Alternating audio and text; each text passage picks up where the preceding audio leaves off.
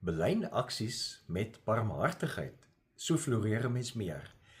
Ek sukkel soms met barmhartigheid. Soos eendag by die kerk staan ek en 'n kollega aan gesels, so skemer aan, en een van die mense wat op straat bly en slaap kom nader om iets te bedel. Maar die persoon wat nader kom het 'n baie interessante tegniek ontwikkel.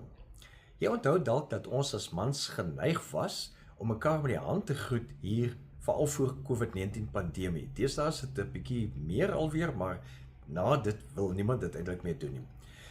Maar in daardie tyd voor dit, en dit was wanneer die gebeure plaasgevind het hierdie persoon nader gekom, sy hand uitgesteek om te groet. Nou dis waar die gewoonte oorneem om die persoon se hand te skud, so amper outomaties. En dan kan mens nie sommer negatief op so 'n versoek reageer nie. Hulle noem dit die beginsel van wederkerigheid.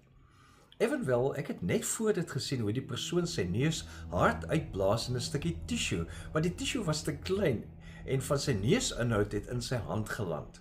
Hy het sy hand sommer aan sy vuil broek afgevee en dis met hierdie hand wat hy wil kom groet. Ek maak toe asof ek dit nie raak sien nie en loer verby hom asof ek na iets anders kyk. My arme kollega skud toe die hand en was agterna so geskok toe ek hom vertel wat eintlik gebeur het. So ja, ek sukkel soms met barmhartigheid. Ons het wel met iets te eet te help, maar ek hou nie daarvan om 'n handvol van iemand anders se kieme te skud nie.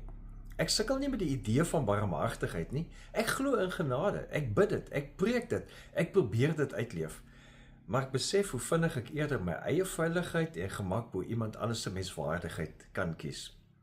God se karakter is gelukkig anders. Ons lees in Micha 7 vers 18, Wie is 'n God soos u? U vergewe sonde. U straf nie die sonde van die wat uit die volk oorgebly het nie. U bly nie vir altyd kwaad nie. U betoon liefde.